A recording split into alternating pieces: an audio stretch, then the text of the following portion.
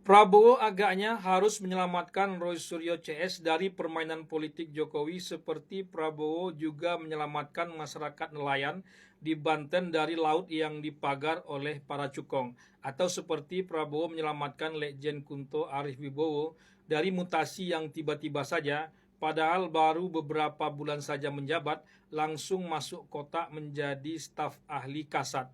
Permainan politik Jokowi terhadap Roy Suryo CS dalam kasus ijazahnya ini terlalu kasat mata dan terlihat recehan. Sekilas memang Roy Suryo CS lah yang recehan, betul juga sih, tapi Jokowi memainkannya. Roy Suryo CS ini bukanlah lawan tanding Jokowi yang seimbang. Lawan tanding Jokowi yang seimbang itu adalah PDIP, bukan Roy Suryo CS yang tak bertaji.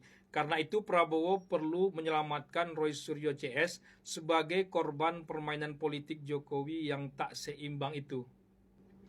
Kenapa pula Prabowo harus menyelamatkan Roy Suryo CS dari permainan politik Jokowi yang tak seimbang itu?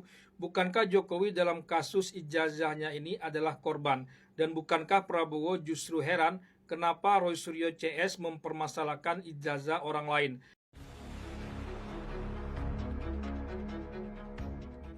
Artinya Prabowo sejak awal justru membela Jokowi, bukan Roy Suryo CS. Kok tiba-tiba saja saat ini diminta pula justru untuk menyelamatkan Roy Suryo CS, bukannya Jokowi. Mau tak mau memang harus diurut lagi kasus ijazah Jokowi ini dari awal. Intinya ini bukanlah kasus hari ini saja, bahkan korbannya sudah ada, yakni Gus Nur dan Bambang Tri. Keduanya masuk penjara karena kasus ini, tapi tak membuat rasa penasaran orang ingin tahu ijazah Jokowi itu sendiri. Antara mitos dan fakta, entah kenapa orang merasa perlu untuk melihat ijazah Jokowi itu, maka dimasukkanlah laporan akhir tahun 2024 lalu. Kasus ijazah Jokowi di era Gus Nur dan Bambang Tri itu sudah selesai. Jokowi menang tanpa harus melawan mereka, bahkan berhadapan pun tidak. Maklum saat itu Jokowi masih duduk di singgasana kepresidenan dan sedang kuat-kuatnya. Jokowi tak perlu ke kantor polisi atau ikut persidangan seperti kemarin datang ke Polda Metro Jaya atau Bareskrim sambil menenteng ijazahnya layaknya warga negara biasa yang mengurus kelakuan baik ke kantor polisi, karena tak kunjung diperlihatkan ijazah Jokowi itu sejak berkasus dengan Gus Nur dan Bambang Tri, maka dimasukkanlah lagi laporan ke Bareskrim Desember 2024 lalu agar diusut lagi perihal ijazah Jokowi ini. Tentu saja Bareskrim tak akan menindaklanjuti laporan itu, meski bukan presiden, tapi anaknya Gibran wakil presiden. Disitulah mulai pelapor ini bergerak sendiri ke UGM dan ke rumah Jokowi di Solo. Tak ada yang menyangka juga pelapor yang menamakan dirinya TPUA ini, tim pembela ulama dan aktivis, bergerak sejauh itu ke UGM lalu ke rumah Jokowi. Perlu diingat juga waktu itu lagi heboh soal matahari kembar dan serangan PDIP terhadap Jokowi atas pentersangkaan Hasto oleh KPK. UGM seperti tak menganggap serius silaturahmi mereka ini. Mereka dianggap merepotkan saja sehingga penyambutan ala kadarnya saja. Mestinya apa yang diceritakan oleh Bareskrim kemarin itulah yang harus diceritakan oleh pihak UGM. Tapi entahlah kenapa UGM seperti tak memegang apa-apa. Pernyataan lisan bahwa Jokowi alumni mereka tentu saja tak menjawab apa-apa. UGM tak memiliki data yang akurat seperti penyelidikan Bareskrim kemarin itu. Tentu saja bentuk kelemahan pengarsipan, bukan bentuk dari persekongkolan. Mereka tambah bersemangat. Jokowi melihat peluang besar untuk keluar dari tekanan politik terhadap dirinya sebelumnya.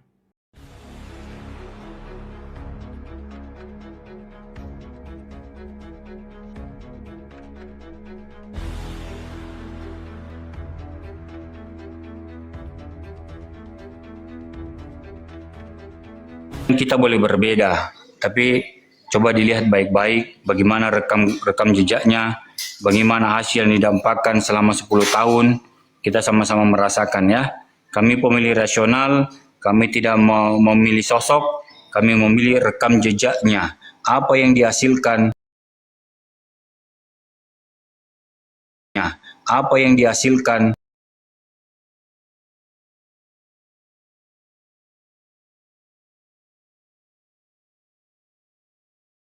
Dan ini tentunya pasti ada unsur kepentingan pribadi atau kelompok tertentu yang dalam arti mendapatkan keuntungan kekayaan darinya.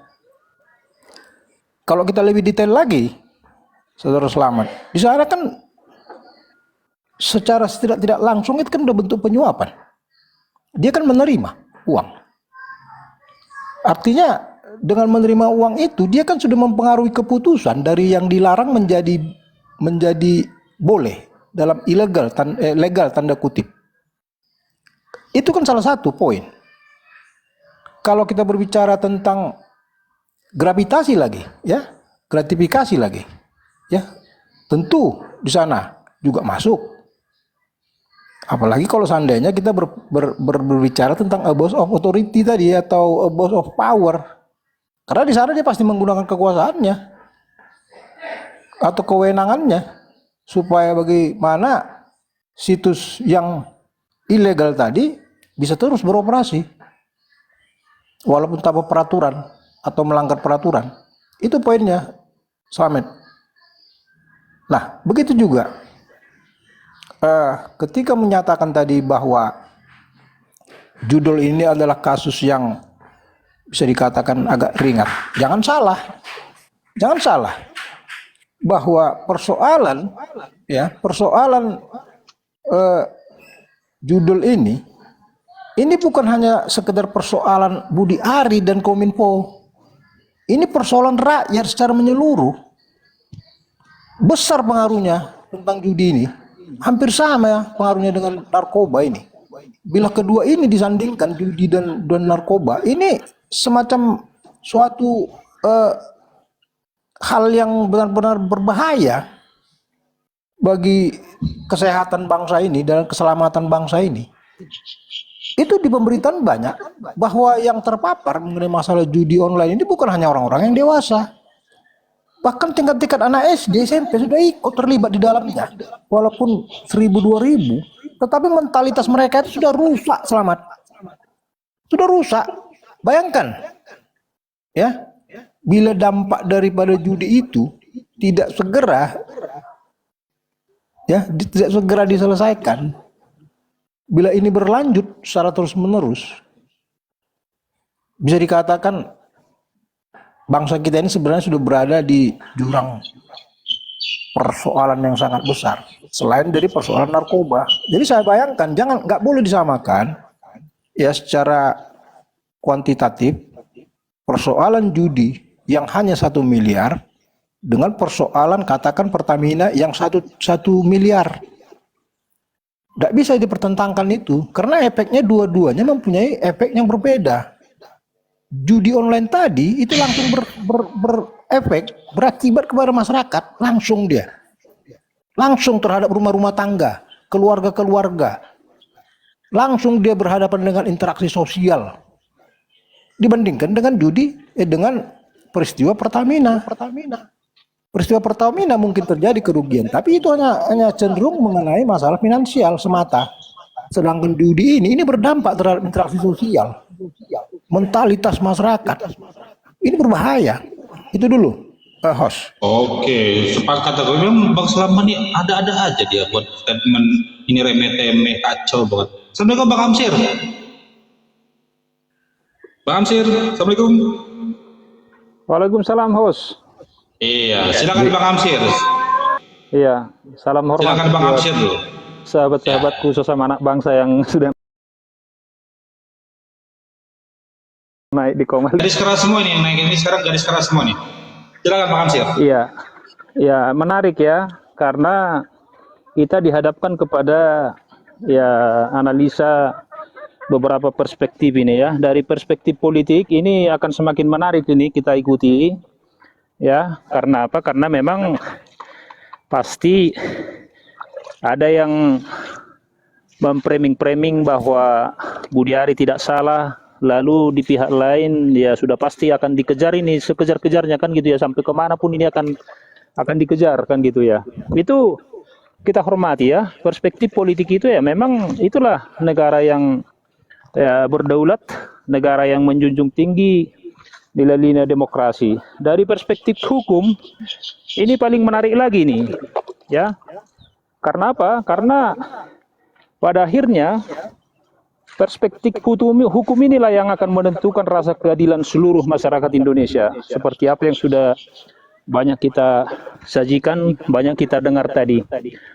Ya, di awal-awal begitu ada indikasi penyebutan nama Budiari di dakwaan jaksa, saya tertawa, saya tersenyum mengatakan, ya ini Budiari kan saat ini adalah orang terkuat di dunia, bahkan di Indonesia, bahkan di dunia, saya bilang gitu.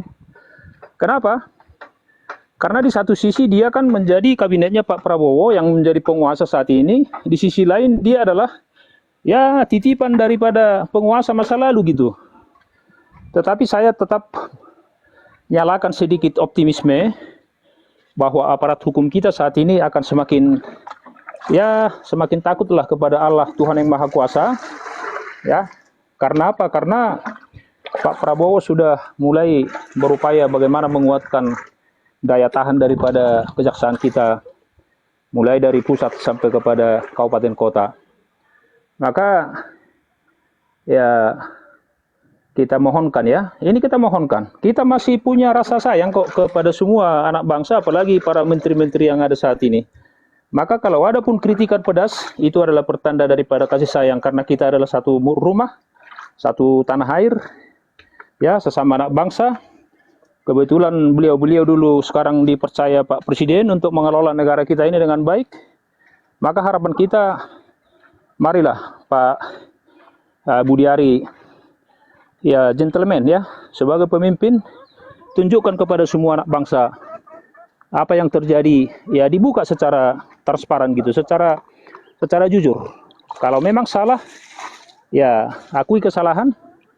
Tetapi kalau saya lihat memang ya beliau belum pernah mengakui itu sebagai kesalahan, sementara masyarakat kan sudah banyak menilai bahwa tidak mungkin ya tanggung jawab pimpinan tertinggi di kementerian tidak bertanggung jawab misalnya. Padahal pendidikan kita jelas mengamanahkan, salah satu tujuan pendidikan kita bagaimana supaya masyarakat Indonesia adalah menjadi manusia yang demokratis dan bertanggung jawab. Nah, ini harapan kita.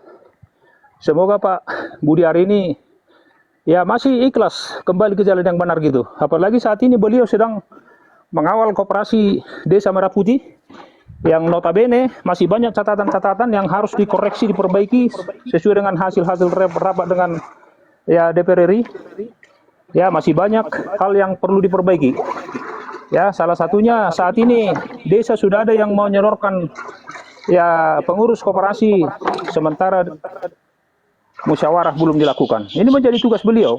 Ya, jangan sampai dibuka peluang untuk desa-desa untuk menambah lebar lagi persoalan-persoalan KKN di Republik yang kita cintai ini. Barangkali itu dulu sebagai mukadimah dari saya, pembuka. Host. Oke, siap Bang Hamsir, mantap. Silakan Bang Slamet. Bang Slamet ini tolong jangan ngomong remeh-remeh ya. Tak ada sepakat remeh-remeh. Ya mungkin substansinya ini ya, saya berbicara dalam perspektif politik ya. Tadi mungkin salah tafsir ya teman-teman. Bukannya kita tuh mengiyakan, menyetujui yang namanya korupsi itu. Karena korupsi itu kan terbagi dari korupsi yang berupa material dan immaterial. Immaterial itu kebijakan. Kalau material itu ada kerugian negara secara APBN. Itu sepemahaman saya. Ya. Saya memahami dalam hal itu aja. Nah, coba kita menganalogikan. Kan tadi host ini kan yang menjadi kompor beleduk nih untuk Jangan jadinya host dong. Orang yang nggak sepakat kok host disalahin. Host netral ya. host tuh kan berbicara tentang host kompor partai politik yang notabene PDIP ya sesuai dengan tagline-nya itu kan menyerang yang namanya Budiari, suruh buka-bukaan di RDP itu namanya rapat dengar rapat dengar pendapat, atau dulu zaman tahun-tahun SBY ke reformasi itu namanya hearing, bahasa kerennya di situ. Jadi pembicaraan mereka itu kan alot. Nah, host itu kan membuat tema bahwa aliran dana ke partai politik. Kan saya membantahnya di situ. Jangan aliran dana ke partai politik loh. Ini aliran dananya ke partai PDIP. Jangan partai politik. Nanti partai yang lain ngamuk sama aku. Ya. Abang jangan pindah-pindah aku ya. Ya. Ya udah, ke PDIP yang notabene PDIP itu juga partai politik. Saya bilang enggak, Bang. Bukan saya membela PDIP, oknum. Karena yang namanya Kominfo itu dia nggak akan berbicara dengan Komisi 7 karena sudah beda bedangnya. Dia akan berbicara dengan Komisi 4 kalau nggak salah. Waktu itu ketua komisinya Mutia Hafid di situ.